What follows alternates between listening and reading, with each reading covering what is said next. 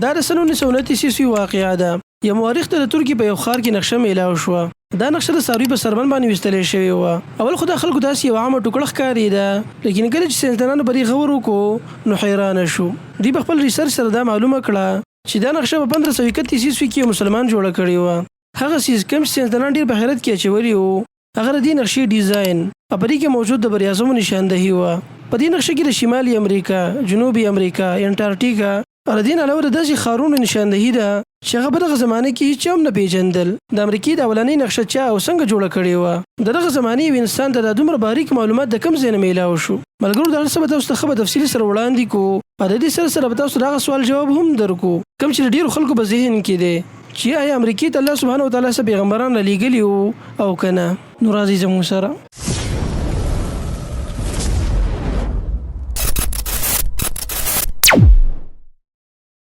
مخکې له دې نه چې موږ د دې نقشې د حل کولو آغاز وکړو تاسو ته هغه سړي تعارف کول ضروري دي چې دا نقشه جوړه کړې ده. پیری رئیس یو مسلمان محقق او د دریابي فوج کمانډر و. د ده پوره نوم احمد محی الدین پیری او تاریخ کې د پیری رئیس په نوم باندې مشهور دی. د ترکیې په مشهور ښار جلیپولو کې پیدا شوی و او دا علاقه په دغه زمانه کې د سمندري جهازونو لپاره یو قسم مرکز و. د دې علاقې اکثر خلک داسې وو چې د هغوی تعلق د دریابي جهازونو سره ډېر و.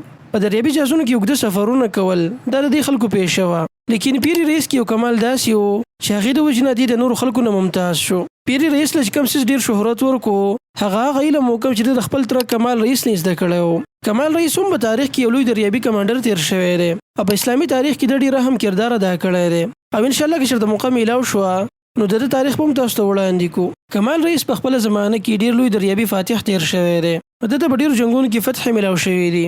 په 1499 عیسوي کې د مسلمانانو دریابي جنګ وشو د یورپ والو سره. په دې جنګ کې مسلمانانو ټوله دنیا حیرانه کړې وه. مسلمانانو د جنګ کې په اولني ځل د رایفل استعمال وکړو. د دې نه بعد رایفل په دریابي جنګونو کې پسندیده هتیار وګرځېدو.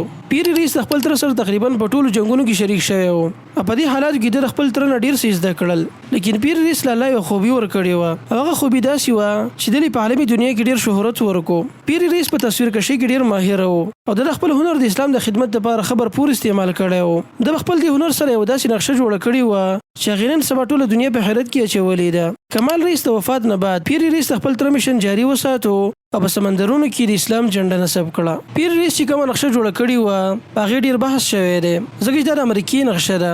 دا د امریکې دپاره اولنۍ او ډېره پخوانۍ نقشه حسابېږي. د دې نه چې موږ کومه نتیجه اخذ کوو هغه دا ده چې په اول ځل امریکا مسلمانانو دریافت کړې ده او دا د دې خبرې دپاره یو مضبوط دلیل دی. ته چې کله د دې نقشې تفصیلات وګوري نو زما پر دې خبره یقین دی چې ته زما سره په دې خبرو کې اتفاق وکړي. پیری رئیس اولنی انسان دی چې د امریکې د دوړو بریاعظمو باره کې ښه مفصل نقشه جوړه کړې ده. پیری رئیس امریکې ته تللی و. خپل دا سفر یې ښه په تفصیل سره بیان کړی دی په خپل کتاب بحریه کې. د چې کله دا کتاب مکمل کو نو دا کتاب یې د دغه زمانې طاقتور عثماني بادشاه سلطان سلیمان علی شان د بدوحفه کې پیش کو. لیکن ملګرو خبره صرف دومره نه ده. کوم کو تاسو پر دې نقشه باندې نظر واچو نو معلومیږي چې په دې کې د انټارکټیکا نشاندهي هم شوې ده. د دې خبرې مطلب دا دی چې د انټارکټیکا موجود او د دې دریافت کوونکی اولنی انسان هغه پیری رئیس دی ځکه چې پیری رئیس اولنی انسان دی چې د انټارکټیکا باره کې ښه تفصیلي معلومات په دې نقشې کې راجمع کړي دي. ملګرو دې نقشې نن سبا ټول ساینسدانان حیران کړي دي تر دې چې ناسا والا هم دې ته ډېر د حیرت په نظر سره ګوري. پیری رئیس انټارکټیکا ته څنګه ورسېدو په دغه دور کې د محدود وسایلو سره؟ آیا دا عجیبه نه ده؟ دا نقشه په سن 1929 عیسوي کې یو مورخ ته میلاو شوې وه. تحقیق نه بعد معلومه شوه چې د دې نقشې جوړونکی انسان پیری رئیس دی. ساینسدانانو د دغه زمانې ټولې نقشې راواغستې او د دې موازنه وکړه د دې نقشې سره. نو معلومه شوه چې دا نقشه د دغې زمانې د خلکو لپاره یو مکمل نقشه وه. په دې نقشې کې د داسې ځایونو نشاندهي هم شوې ده چې هغه ځایونه په دغه وخت کې هم لا نه دریافت شوي. او ډیره تعجب خبره ده چې په دې نقشه کې د انټارکټیکا ساحل بغیر د واورې نه ښودلی شوی دی. ملګرو دا هغه علاقې دي کوم چې د دې نقشې د جوړېدلو نه 300 کاله بعد دریافت شوي دي. په سن 1531 عیسوي کې چې کله د ځمکې د پیمایش کولو لپاره ساحله هم موجود نه وه د دې هر څه باوجود داسې باریک نقشه جوړول واقعي ډیره د حیرانتیا خبره ده. کله چې ساینسدانانو د دې نقشې موازنه د نن سبا زمانې د نقشو سره وکړه نو معلومه شوه چې واقعي دا نقشه د عمده تفصیلاتو حامله ده. په دغه زمانه کې انسان د غرونو او دریابونو یوه داسې تفصیلي خاکه څنګه جوړولی شي؟ په دې نقشه کې موجود د غرونو او دریابونو د تفصیلاتو نه دا معلومیږي چې دا علاقه یعنې امریکا ډېره مخکې دریافت شوې وه. په دې نقشه کې چې کله ساینسدانانو د انټارکټیکا باره کې تفصیلاتو ته وکتل نو هغه خلک کوم چې د خلای مخلوق یعنی الیاس د وجود دعوه کوي هغه د ځان لپاره یو دلیل وګڼو هغه دا وی چې دا نقشه یو انسان نه بلکې خلای مخلوق یعنی الیاس جوړ کړی دا ملګرو دا وګت بحث دی د نسو چې آیا الیاس موجود دي یا نه دي لیکن دې ترازو چې پیر ریس دا نقشه څنګه جوړ کړی دا د امریکای دونه بر اعظم تر دې د انټارکټیکا باره کې د دومره تفصیلي معلومات چا فراهم کړی دي انسان ته آیا ساينسدانانو ته د حقیقت باره کې څه معلومات نشته یا غوی ته معلومات شته لیکن غوی د خبره پټه کړې د خلکو نه په تیر شي ویډیو کې چې موږ هم دلایل تاسو ته پیش کړی وو که تاسو هغه ویډیو کتلی وي نو اوس به تاسو پوه شوي یئ چې پیر ریس دا نقشه څنګه جوړه کړې ده او هغه په دومره کم وخت کې امریکا او انټارکټیکا کله چې په دې نظر وغورځو نو معلومیږي چې دلته مخکې څوک راغلي وو او بیا غوی د دې باره کې تفصیل پیر ریس ته بیان کو دینه بعد پیر ریس راولګیدو او د دې خلکو د بیان مطابق داسې تفصیلي نقشه تیار کړه اخر ساينسدانانو او مورخینو په خپلو کتابونو کې دا خبر په صحیح طریقې سره ولې نه ده بیان کړي شاید چې دوی دا تسلیمول نه غواړي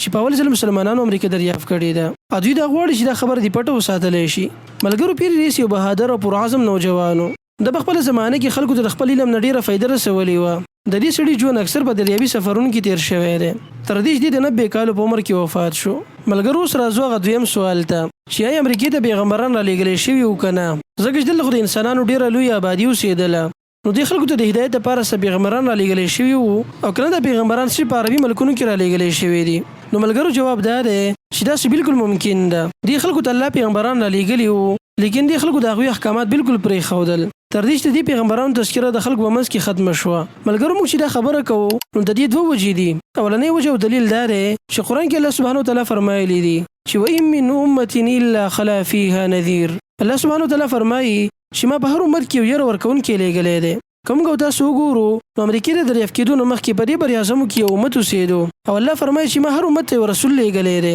نو داسې بالکل عین ممکن ده چې دلته پیغمبران راغلي وو لیکن دې خلکو د دې انبیاو د دعوت رد کو دوی له اعتبار ورنکو او په دې سره د دې انبیاو تذکره د دې خلکو په منځ کې بالکل ختمه شوه ملګرو په دې خبره دویم دلیل دا دی چې دا خبره د امریکا په تاریخ کې لیکل شوې ده چې امریکا کې مخکې کم خلک اوسېدل نو دوی په مذهبونو پسې روانو په دوی کې بعضې خلک داسې وو چې بتپرستي به یې کوله او داسې خلک پکې هم وو چې هغه موحدین او د توحید عقیده یې لرله یعنی الله یو ګڼو او بتپرستي نه کوله دلته سوال دا دی چې دې خلکو کې د توحید او بتپرستي د کوم طرف راغلی وه نو ملګرو د دې صرف یو جواب کیدی شي او هغه دا دی چې خلکو ته د توحید دعوت ورکوونکي څه خلک راغلي وو لیکن دې خلکو کې بعضې داسې وو چې توحید یې پرېښودو او شرک اختیار کو ځمکې ته الله سبحانه وتعالی 1,24,000 پیغمبران را لېږلي دي او دا خبره خو ظاهره ده چې موږ ته د هر نبی باره کې څه جدا جدا معلومات نشته ملګرو تیر شوي ویډیو کې اوس چې موږ تاسو ته کم دلایل بیان کړل په دې ټولو چې سوچ وکړي نو په دې خبره کې شک نه پاتې کیږي چې واقعي د امریکا دریافت مسلمانانو کړی دی